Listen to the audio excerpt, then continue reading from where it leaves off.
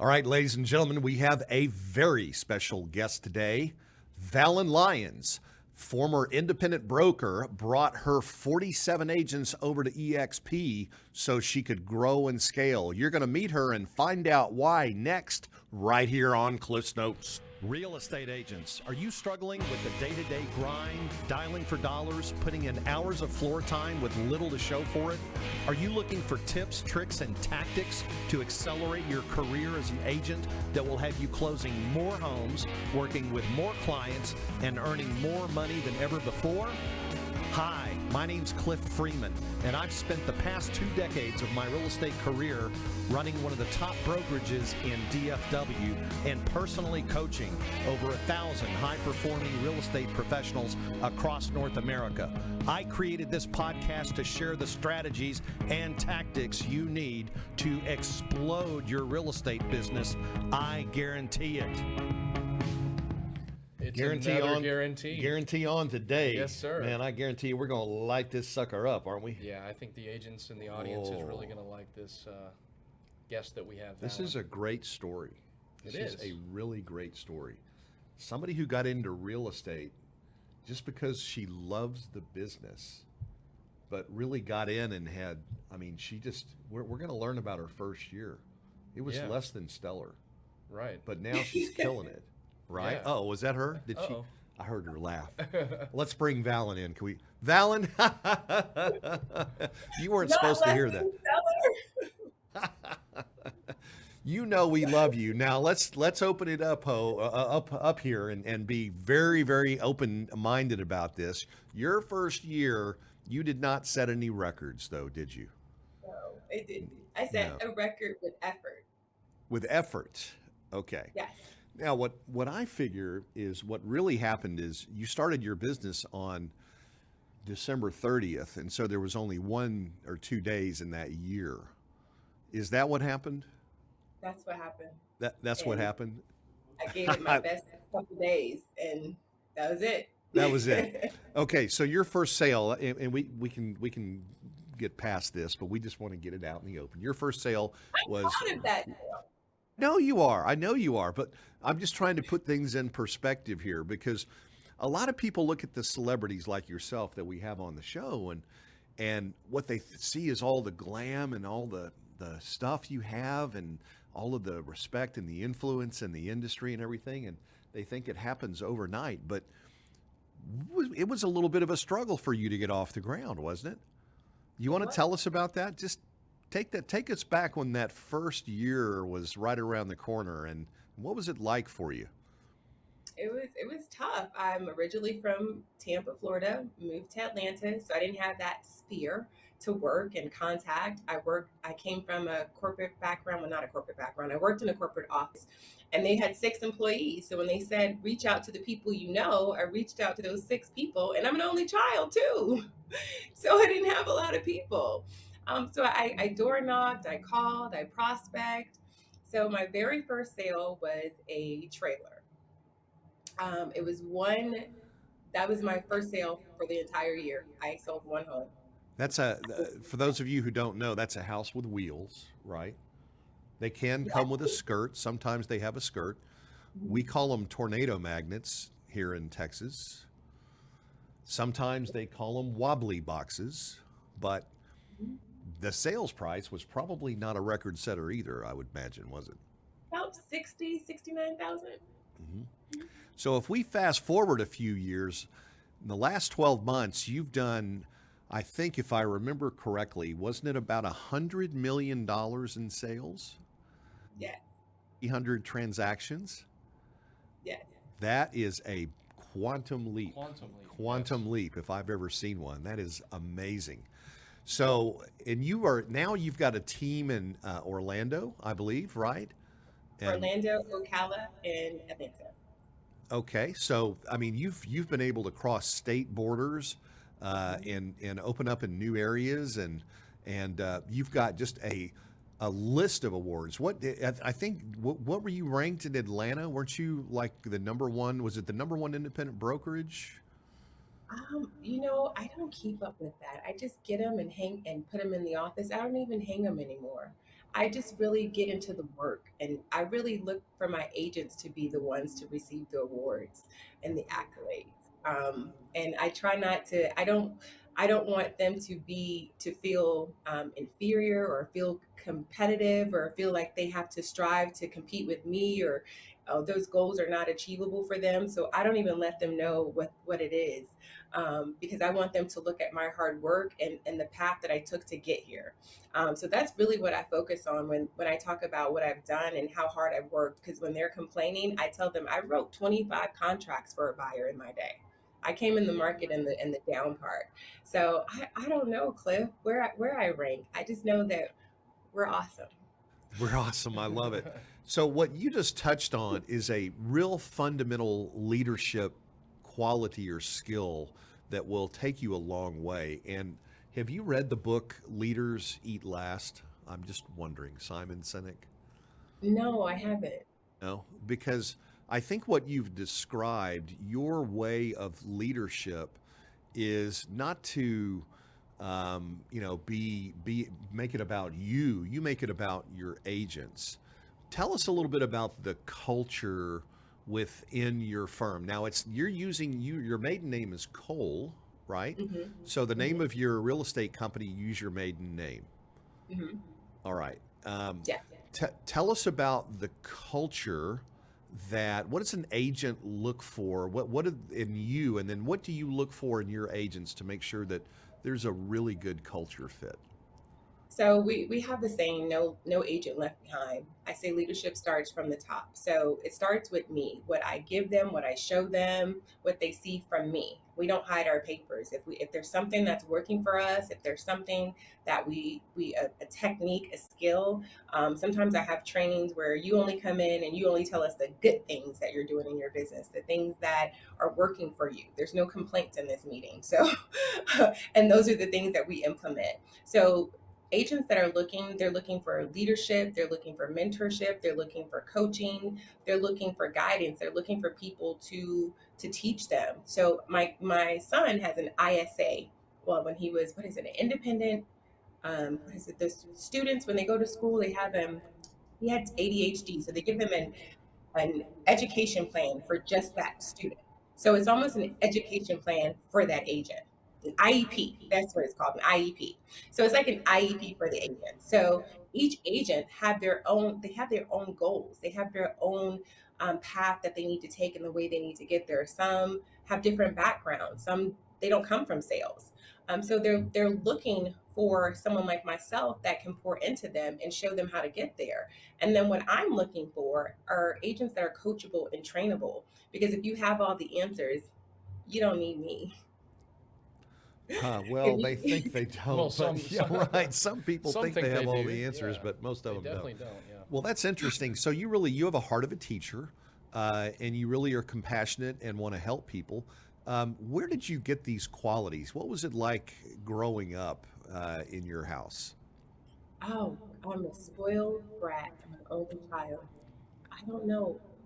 Um, Were I you the think, typical only child? I mean, I was an only child, and I think well, I turned out okay. I heard I'm not the typical only child because I'm a giver. I like to give. And I think maybe because I had no one to share with. That's the only thing I can come up with that I like to share now because I didn't have anyone to share with. So I like to give. Whenever I meet someone that I can pour into, it's almost weird. I'm like, oh well, let me help you. Well, let me teach you how to do this. Let me show you how to do that. And they're like, okay. Because I've been there and I've done it. But I think really my passion comes from my struggle in the industry. And I know how hard it is to be an agent in the field and not have those answers and not have that guidance and someone to tell you where to go and how to do it and where to look to. I mean, it was just me and in Google. Right. So And so this really evolved into you kind of wrote a blueprint for agents who are getting in the business, right? What do you call that? eat what you kill. Eat what you kill. That was kind of like an inside thing. It was just for everybody to know. It's Wow. called Eat What You Well, Kill. It's a little vicious, but it's the way that I feel Yeah. about being out there. If you don't market and prospect, if you don't work in your business every day, if you don't time block, if you are not a lifetime student, if you're not coachable and trainable, you won't eat. Right. Well, it's just like the goldfish and the shark we talk about, right? Goldfish, you have to feed them all the time, right? We know those kinds of agents. But what we look for and what we hope to develop are sharks that can go out and kill their paycheck every week, right? Yeah. So this program that you put your agents through, it's kind of like a mentoring program. Kind of, can you break it down and tell us a little bit about what's in it? Yes, it's a 24-hour instructor-led training where they go over mindset, prospecting versus marketing, because a lot of agents don't know the difference. Like we've left a marketing market into a prospecting market. That's the market I came from, prospecting. And they need to know the difference in smart marketing. We go over buyer consultations, different lender products. We go over just agent mindset, knowing how to communicate different personalities, knowing how to talk to buyers, knowing how to talk to sellers, listing presentations. I take them from A to Z. I came up with this when I started traveling, when I moved to Europe, because I knew I wasn't going to be here every day to meet and talk with the agent. So when they say they don't get something or they don't know anything, the first thing I ask them is, did you take Eat What You Kill? They're like, yes. I say, did you implement it? Like, did you do it? Because if you did it, you would see results. They're like, oh, yeah, you actually have to do it. So it's the implementation.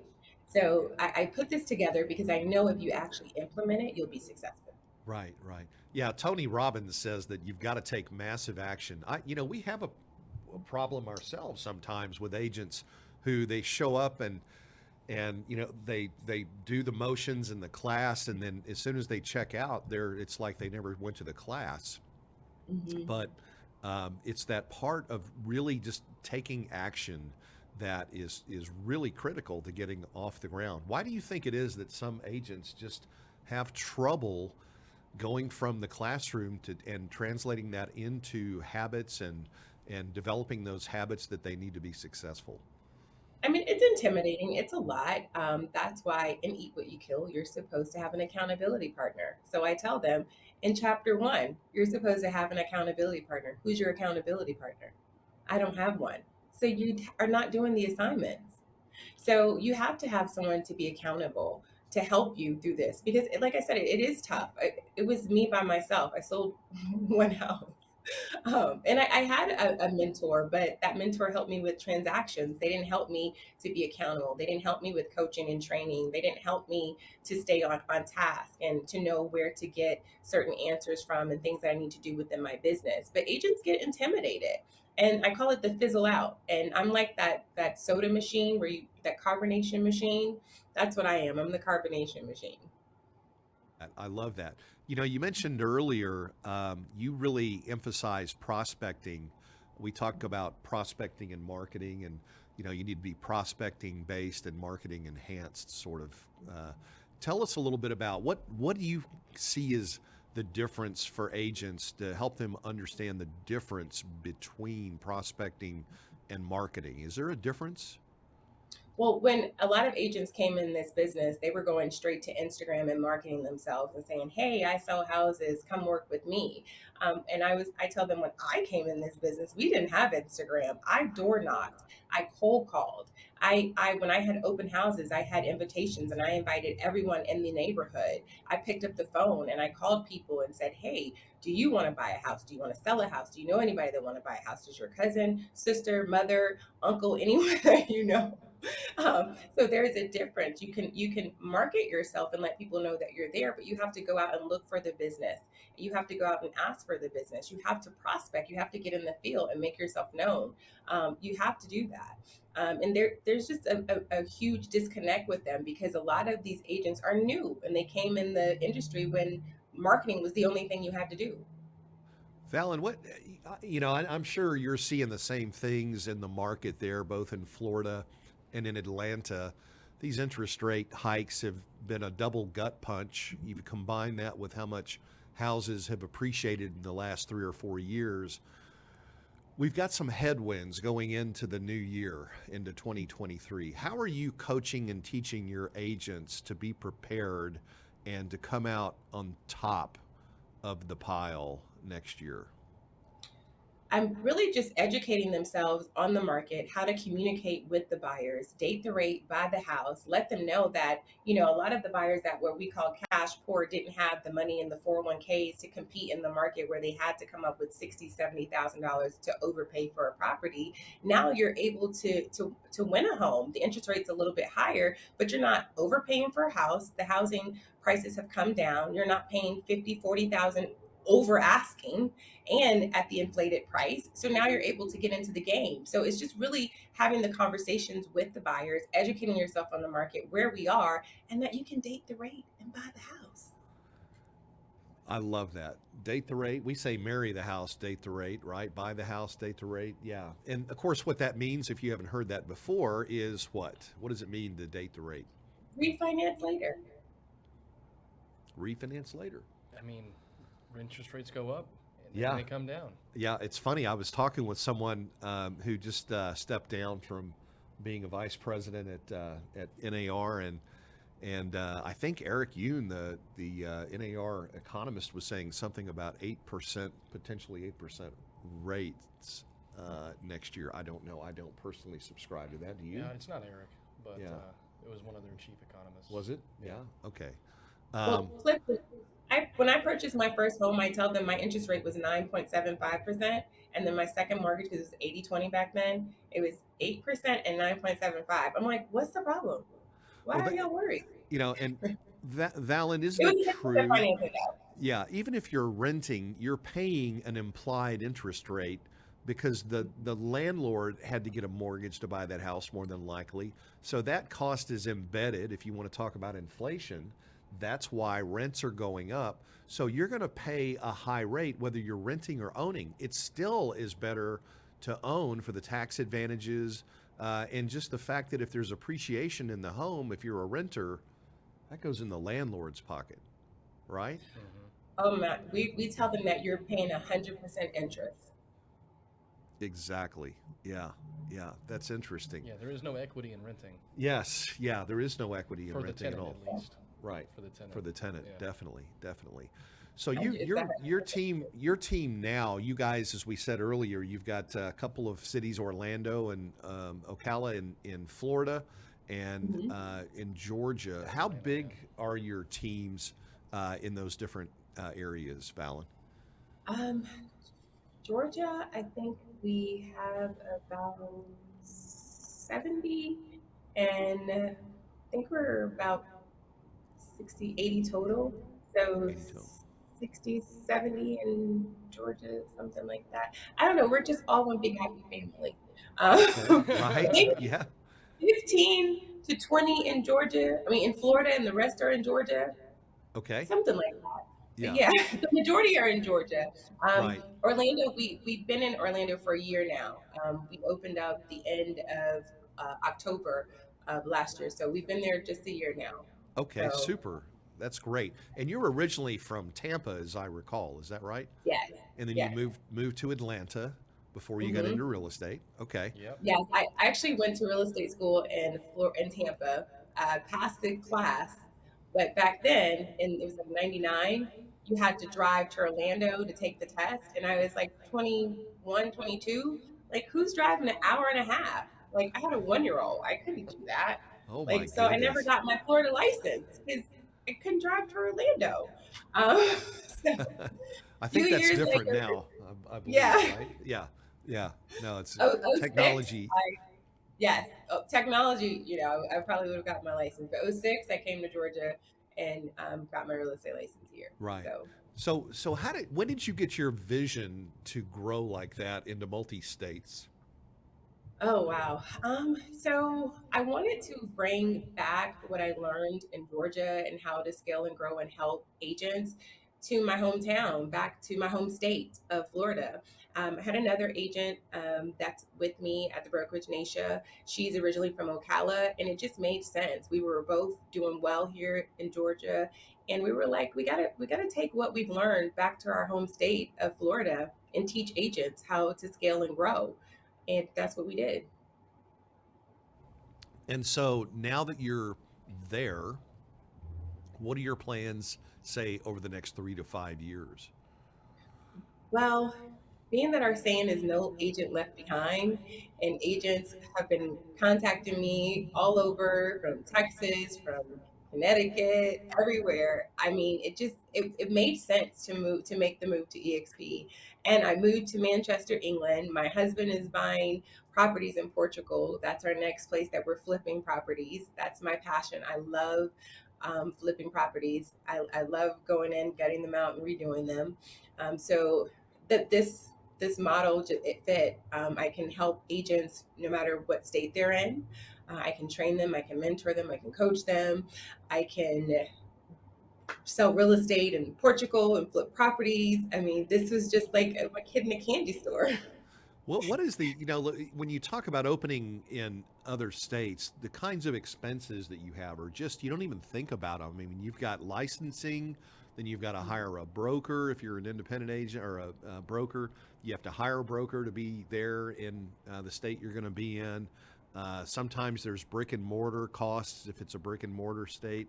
Um, how has EXP made your ability to scale and grow better?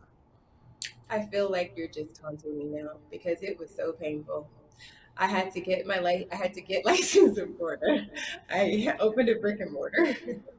It took like 4 months. Oh It my. was so it was we lost like 6 agents in the process because they got tired of waiting. It really took forever. So coming to EXP and my agents being able to be duly licensed in the states they were already licensed in, Cliff, it was amazing. It it was awesome. I didn't have to get my broker license Yeah. everywhere. I didn't have to go do the paperwork. I didn't have to wait. I didn't have to go find an office. Man, I words can't can even imagine trying to do this in the franchise model. You can't even go into another state until you can find an open area, right? I mean, you can't just say, well, I'm going to Orlando. If that's sold out, you're done, Mm-hmm. Yeah. If the right? MSA's there, not there, you Yeah. can't get into But it. there are no fences and you're not limited anywhere in the world, really, you want to operate. Yeah. It's so awesome. Yeah, that's awesome. And so you're living in Birmingham, England now? Is Oh, Manchester. Manchester, I'm sorry. Okay. That's great. And your husband is British, I believe, right? Yes, Tell us British how you born. tell us how you guys met. I swear, who told you to ask these questions? I should have asked the questions first. Someone's telling you to ask these questions. No. He What? was he was a truly elite, and I converted him. He was a lead and you converted A him. truly a lead. So I A sold him like truly. 5 houses. Wow. Wow, wow, wow. Okay. That's Let's just say he unscripted. By the way, that is totally unscripted, right? Travis, that's not scripted. Yeah. Yep. That's wow. Amazing. So you really know how to convert leads, huh? I say that's what I tell my agents. Yeah, that's incredible. Tell us a little bit. Speaking of leads, tell us. You've got 70 people there that obviously they're all working hard to generate leads. Do you do anything to supplement their lead generation? Absolutely. We've been a part of Zillow Premier for what 3 years now. We're one of the top producing teams here in Georgia. My agents are amazing at the Zillow Premier account. Like they really, really know how to work with the buyers. I mean, it's awesome. It's awesome. So the agents, my top performing agents that are really have great accountability skills, really dive into their business, can connect, know how to work their database, and can keep up with the program. Yes, Do you have a certification like do they have to get to a certain level with scripts before you let them answer the live calls? How do you manage that in the training? yes, they have to attend my 24-hour Eat What You Kill training. They have to be with us for at least 90 days, and you have to show up and show out. So we don't actually tell you what you have to do. I'm not going Okay. to give you the secret sauce. You have to show up and show me what you made of. Show me that you want it. Because leads are not just handed to you. Opportunities are not just handed to you. And they're not leads, they're opportunities because there's no such thing as a bad lead with me. I take a person that has no credit, no job, and I can sell their mom a house or their sister a house. So it's a relationship opportunity.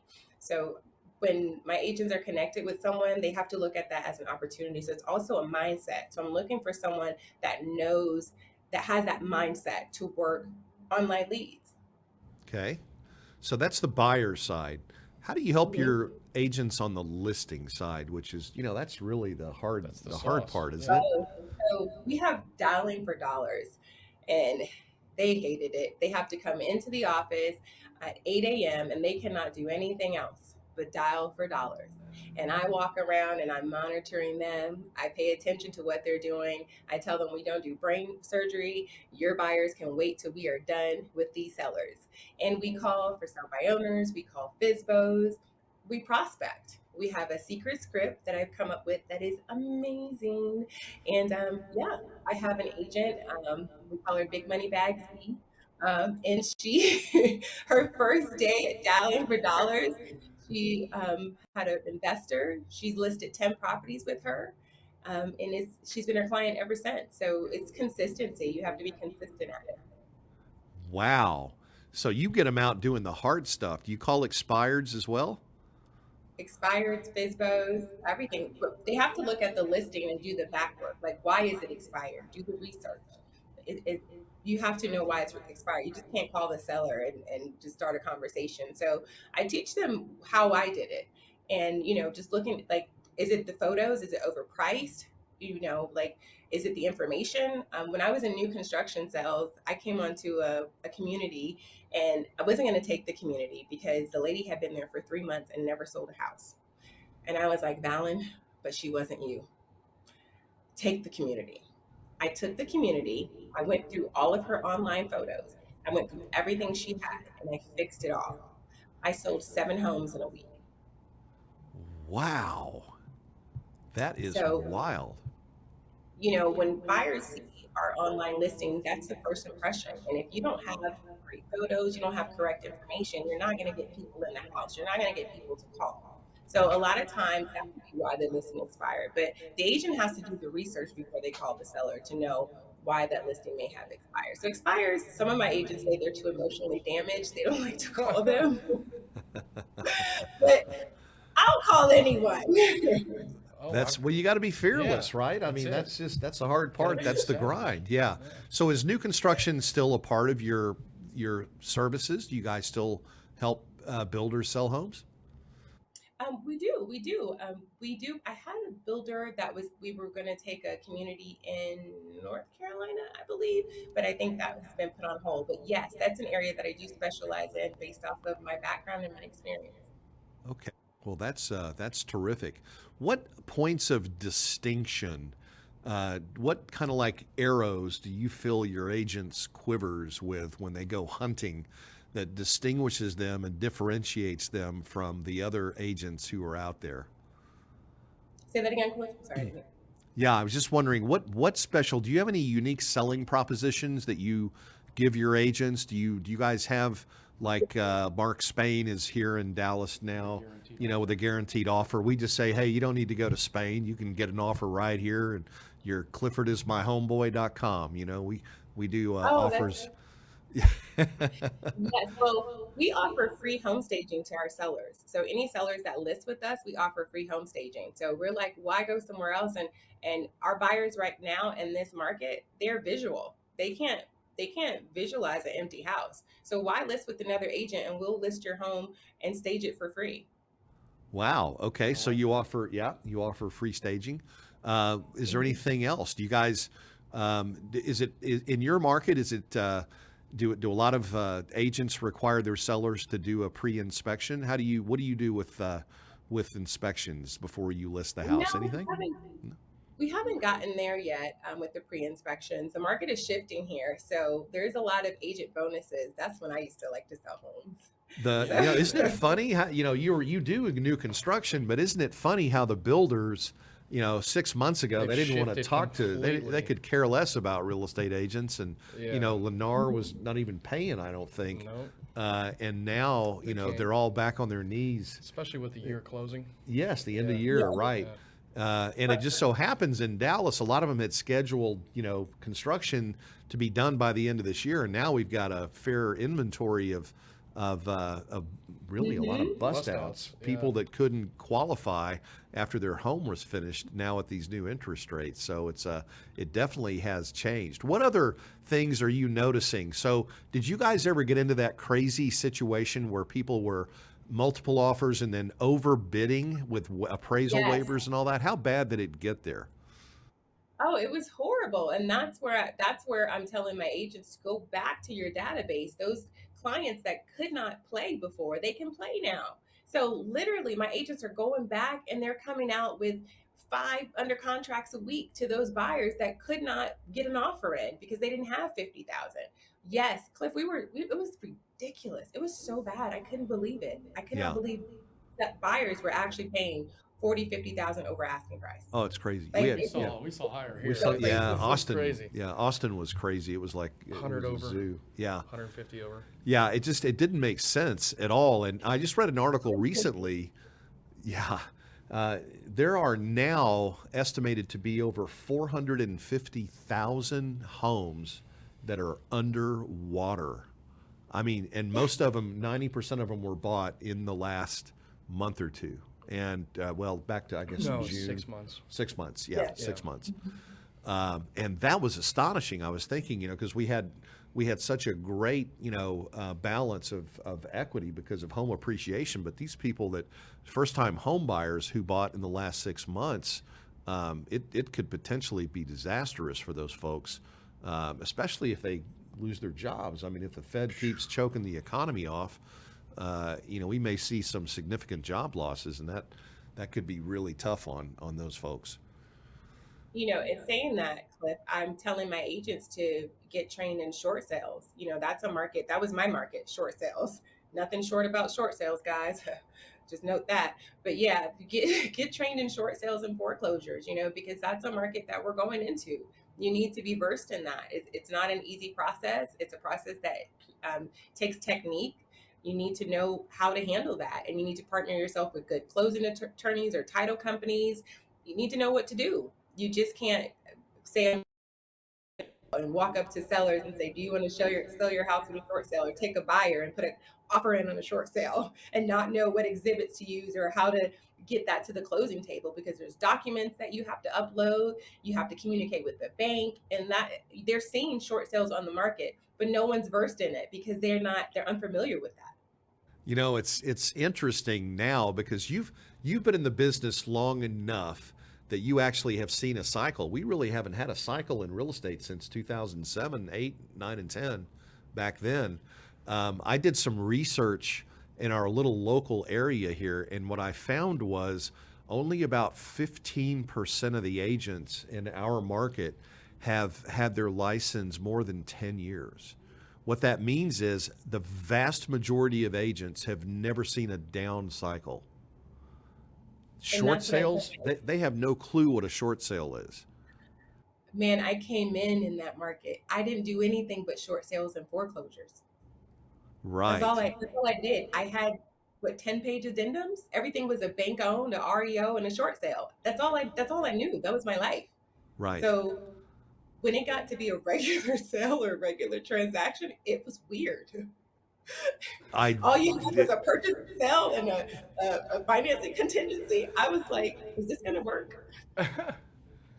It's too So easy, right? Yeah. Yeah. Why is this so easy, right? Yeah, and that's just the thing. That's my whole point is that a lot of these newer agents, we're not all young, but a lot of the newer agents, it's been a different market than what they're going to see perhaps over the next 12 to 24 months. So yeah, it'll be very interesting. Now, you were down in Florida, Orlando. Were you guys impacted by the hurricanes there? no, not our agents. None of our agents were impacted. Okay, Not directly. I mean, definitely bad weather. From the storm. My house personally wasn't impacted. No one. Everybody was safe and sound, and everything was intact. Thank God. Yeah. okay. How's the rest of the state doing? Do you hear? Well, Florida. I've lived here my whole life, and I can say we have never recovered from the hurricane I had when I was a child. Like our insurance rates have always been high. We're always recovering from a hurricane. We're Right. all, we're literally we're always boarding up, we're always repairing, but definitely damage was definitely done. There was a lot of homes impacted, and their insurance rates are high. It's hard to buy homes and then go out and get insurance, and then your home isn't insurable or it's in a flood zone. So that's a big challenge in Florida with home purchases. So when you say it's expensive, the average, say a $400,000, 2,500 square foot house, that's not in a flood zone. Can you just think off the top of your head about what the insurance rates are on there? Um, I think maybe about, I think they're quoting like 3,000, 3,500, Five? even Okay. 4,000. Like they're pretty up there. The That's closer getting to, high. Yeah. Mhm. Yeah. That adds, I mean, that's a big burden That is an for, expense. especially for a first time home buyer Oh my trying to goodness, yes. be able to afford insurance there. Yeah. Wow. That's really incredible. So let's go ahead and again, I want to kind of understand now that you're on this rocket ship, we'll call it, this platform that's going to allow you to leverage the work that's already been done to get into different states and so forth. I think you had mentioned a few places that you want to go. How big can this realty group of yours get now that you're with EXP? It can get as big as God will allow, Cliff. No, That's but no, pretty big. That could be pretty big, huh? the What? world is my oyster. But no, seriously, I have we're heavily connected to Portugal. We are drawn to Portugal. I really think it's the tapas. It's the tapas for me. I'm just the food. I cannot get enough of it, and the food and the real estate. It's beautiful.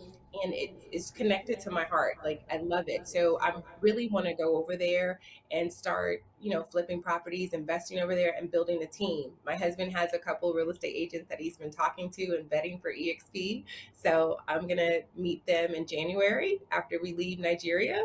And I think I met one agent in Nigeria that I'm talking to. So, like I said, it's as big as God would allow me to grow. That's Yes, yes. amazing. So her name, I don't know if you know this or not, but her name on Instagram is the broker who travels, right? The broker Yes. who travels. Okay. And so how many days of the year would you say that you're outside of your, I mean, what do you call home? Well, I mean, I guess you have two homes, but People ask me where do I live all the time, and I'm like, I don't know where I live, but I definitely live where my husband is, and that's in Europe, in Manchester. So I'm gonna say that I live in the UK. I live in Manchester, England, but I travel back and forth. I don't know how where, so I just go back and forth where I'm needed, where I'm when I'm supposed to be there. I don't have a set routine. I just flow. how do you manage, running a business like you have and then also operating a family at the same time? How does that play into any, I mean, is there, you know, Like the Time work-life blocking. yeah, balance. yeah. I mean, It's How do you time manage that work-life balance? I time block my business, and my husband and I work very closely together. We have, since I sold him those properties, we've been flipping and investing together over the last 12 years. So that makes my work life, family life really great. So we work very closely together on projects. So we spend a lot of time together. We talk every day. He's involved in all aspects of my business. So we're very, very close. So that I really don't feel like I don't have a balance. If anything, it's like we talk too much because we work together. I know how that goes. Yeah. Yeah. So what were you doing in Nigeria? My daughter's getting married in Nigeria. Oh my What? That is so gosh. cool. Wow, I bet that's going to be amazing. Yes, yes. She's getting Yeah, married in Nigeria. And then we're going to go to Dubai, and then we'll be in Portugal. that is And do you have fantastic. grandchildren? Yes, I have two What? grandchildren. That's what I Yes, I forgot just, about I that. Yeah. just Can you had them believe for a month. she's a grandma, a grandmother? What? How did that happen? I mean she said she had a kid at 20, I believe. So 20, yes. yes. Okay. So 20. that's Wow. she got started young. Yeah. That's Yeah. Thank goodness, because these knees couldn't take it. My grandchildren, they don't ever stop. I love it. I love it. Well, I know you have a special place in your heart for your grandkids, but you also have a charitable heart. Talk to us a little bit about some of the things that you do for other people through charities. One of the things we do every year are we call it coats for warming hearts with coats. So we have a coat drive that we do. We do it at our closing attorney's office. We do it at our sales office. Our agents bring in coats and blankets. We also do blankets for the nursing homes and care packages. So we put different things together that they need, and we drop it off to the nursing home. And every year we do our coat drive. That's it's and well, what I do personally with my sons is that we make baskets and we take it out to the homeless before they can open any gifts on Christmas. So we actually go out and we drive around because a lot of people that are homeless don't have the mental capacity to find the shelters to go eat and know where the coats and stuff are being given out at. They don't know. They're walking the streets in the cold. One of the things, the first year we did this, I put socks in the bags, and the guy literally pulled out the socks, took his old ones off, and put them on. And my son was like, Mom, look, he's putting on the socks. I was like, I know, I told you. So I do things with my kids and I also do things with my agents. But I just want to just be a part of giving back and just make sure that they're all present and remembering that we need to give back to our community. We've done Habitat for Humanity. We helped build a house. That was really cool for my agents. And then one of my agents actually knew the lady whose house we were building. That's how small the world is. So she was like, oh my goodness. And so they connected, they took pictures. So it was really, really awesome to be there painting and helping put her house together and build her house. The agents were excited. They did, that was their first time building and constructing, homes and stuff like that. So we just get in the community every chance we get and do things together. I love that. Yeah, and I read in EXP Life that you also support and lift up African Americans in the real estate business. I think the statistic I recall was that less than 1% of the brokers in the country are African American, and Absolutely. tell us a little bit about that. Well, most of my agents are African American women, and I encourage them when they hit their 3 year mark to get their broker license. And any agent that I meet or anyone that I meet that want to open a brokerage, it's $1 trillion industry. I don't see competition. I'm never going to tell you don't do that. You're going to take my business. I'm like, let me help you. We need more of you. We need more people to help because if you have more educated brokers, more educated agents, we're going to have more educated homeowners. We're going to help more people get in homes in our communities. And it starts with your brokers. It starts with your agents. If we know what we're doing, if we can help educate our buyers, we're going to have more homeowners in our community and we're going to create more generational wealth. And that's what it's about. Wow, I that love is that. awesome. Yeah. Changing the community's lives Yeah, through real estate. yeah. There's Yeah. there's a lot to be said for that. I mean, you're breaking the traditional, helping people break through some of the traditional barriers and things. What does your legacy look like? What's it going to look like?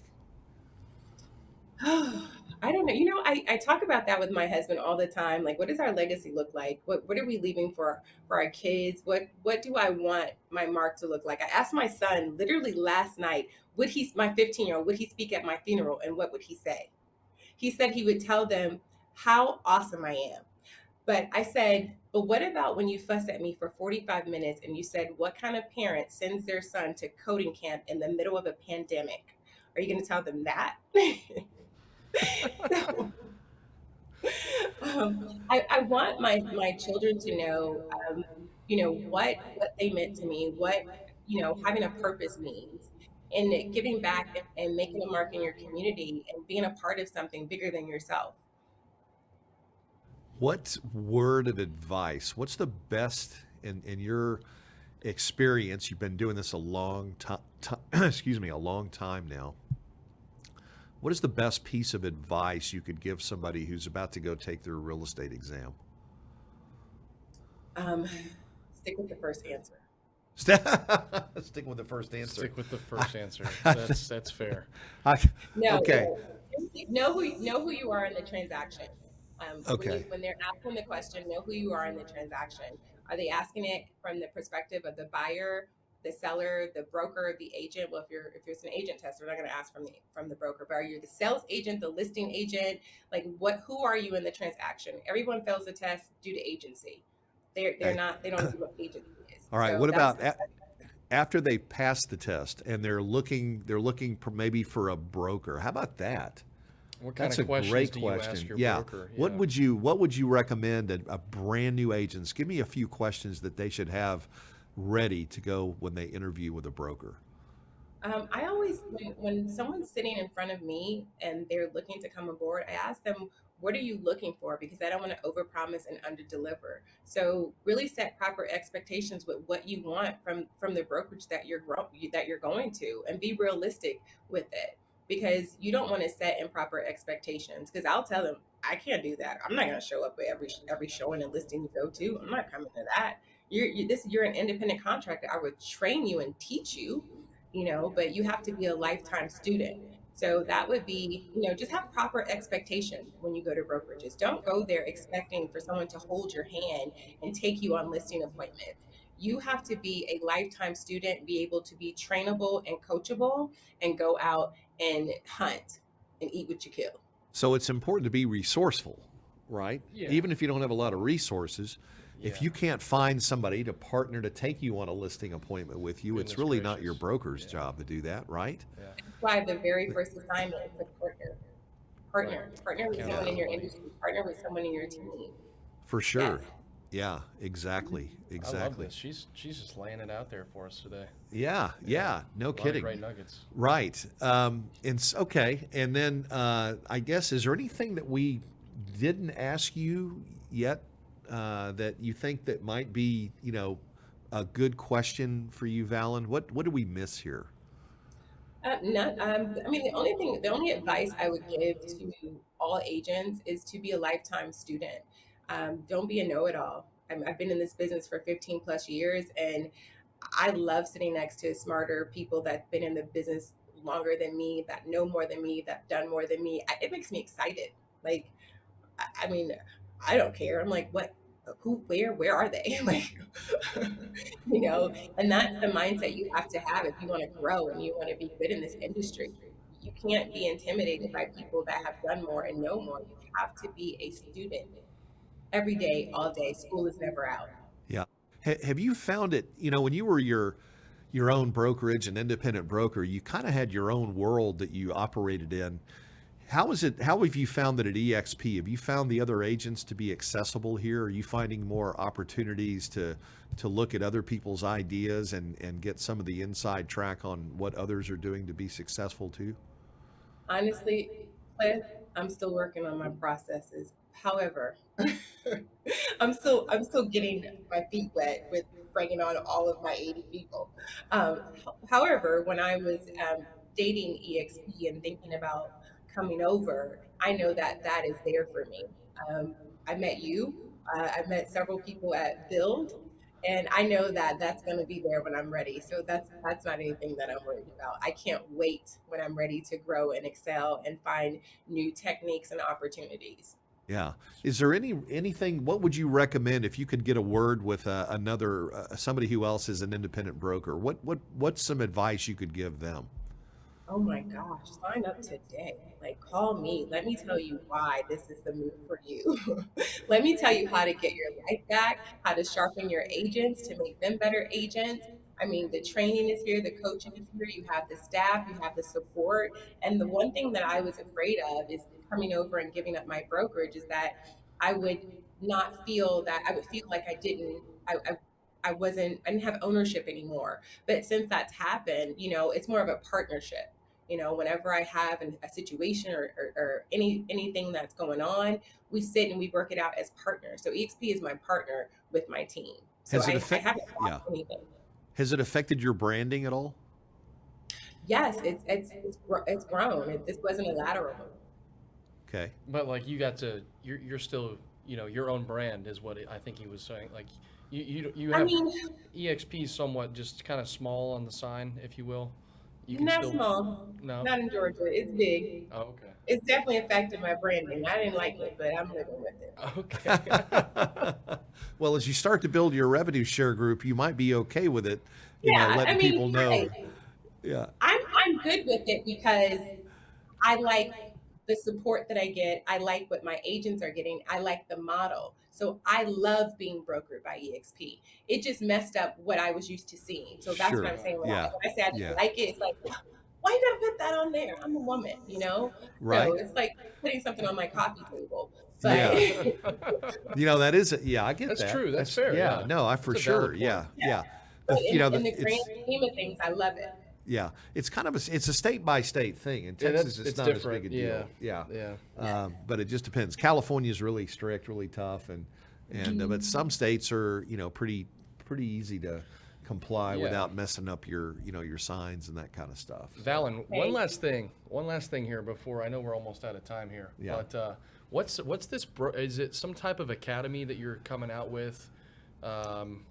Can you kind of explain that? What is that? I saw that on your when I searched your The name. Elite Broker Academy, yes. So it's for brokers like myself who want to open a brokerage. Tell you it's gonna walk you through the steps of how to open your brokerage, where to go, what systems to use. A lot of agents like myself that want to get into the business of opening a brokerage don't know where to start. So the Elite Broker Academy will take you through the steps so that you can be successful. And I'm going to give you the blueprint so you don't have to figure it out like I did. You don't have to buy systems and fall into holes and not know, what to do. So I'm all about creating blueprints and not reinventing the wheel for my agents and also for brokers like myself. so when you say brokers, this is not necessarily just for independent brokers. Ooh. So, in other words, you're not really, because now your message to independent brokers, like you said earlier, would be, hey, you need to take a look at this model if you want to grow and scale, right? Mhm. So the path to brokerage is what you're sort of really helping people with here now. How is it, just real quick, can you give us just the short take on getting a broker license in Georgia? How difficult is that? Well, they have a simulated exam that's a little different, but they have a 40-hour test, a 40-hour class that you have to take, and then you take the exam, and then you go and open up your brokerage. But Cliff, I want to be clear, EXP may not be the model for everyone. There's people out there that can be a petite broker. There's agents out there that it fits better for a smaller model. You know what I'm saying? But in the grand scheme of things, for me, I'm looking to help anyone that has whatever their dream is, whatever their path is, whether it's fitting with EXP or it's fitting with you having an independent brokerage. We're going to start with day one and we're going to work from there, because you'll find that if you open an independent brokerage a year from now, it may not be a fit for you anymore. That's, I had yeah. an independent brokerage for 3 years, and it's tough, but I'm not going to kill anyone's dream. I tell people all the time, you're not going to kill my own dream. So I'm not standing in the way, but I'm going to help you, tell you and guide you how to get your broker license. And if you want to open an independent brokerage, I can assist you with that. If building a team is what you want to do, I can guide you with that as well. So whatever your avenue is, whatever your direction is, whatever your goals are, I've done it. Wow, that's great. No, I know the game. being able to share your experience and keeping Yeah. people from, because it's a long road if you try to, do it yourself. It really is. So It's definitely overcoming adversity. yeah, for sure. Yeah. Are you going to self-publish, or how are you going to get your book out? It's a course. It's an online course. Course. Okay. Excellent. Yeah. Wow. And so what, is there a URL? Is it up and running now? It'll be up and running in February next Coming year. soon is what I saw. Coming soon. And what's the URL? I don't have the URL. I don't know it. I don't My have it assistant. handy. It's You on don't my have it handy? laptop. Okay. We'll drop it We'll in find the it and comments. put it in the notes. Yeah. I Yeah. haven't. She has the whole list of everybody that's waiting for it, but it's coming out in February. It's the Elite Broker Academy. I think it's on my Instagram, but I don't push anything until it's ready. I'm one of those people. You'll. Sorry, I didn't mean to Okay. let the cat out of the bag. Yeah. No, it's Yeah. I mean, it's out there. Everybody knows about it. I have a waiting list of people that's been inquiring and that I've been helping. But Like I have a friend of mine that I've encouraged to open a brokerage. They've done it for a year, and now they're coming over to EXP. So people have desires and dreams, Yeah. of opening brokerages, and I'm going to help them. Wow, Some that's people may great. want to stay at 20 agents. Some people may want to scale to be 100 agents, but Yeah. it's what I'm here for. Givers gain, right? Givers She's gain. all about giving. That is. Well, I love Valyn, that. thank you so much. It's been great to have you on the show today. What a pleasure. Welcome to the EXP family. Thank We're you here for to be a having me. resource and to help you. And gosh, you're such a great asset to our company, and your agents are very blessed to have you at the helm of the ship there. And you've got a great organization, a great business, She's and inspiring. yeah, I mean, That's, totally inspiring. So we look forward to partnering with you on some stuff down the road here, and just excited to see how you can bloom over here. And I know it's going to be very exciting. And I want to reach out to you offline about Portugal because I'm really interested in that myself. Come So, on. yes. All right, Thank ladies you. and gentlemen. Big dishes. Yeah. Oh, Thank you. yeah. The top of. There you You go. can find Valyn on Instagram. That's right. Yeah. At it's the broker who travels. the broker who travels, right? Is that the best way to reach out to you on Instagram? That's the best way, yes. Beautiful. All right. Ladies and gentlemen, thank you guys for being here. I want to wish everybody a happy holiday. We're going to be on a boat in the water next week, so have a week off from Cliff's Notes, but we'll be right back after that with more incredibly nugget-packed episodes coming up to wrap the year up. We got some great stuff to finish the year.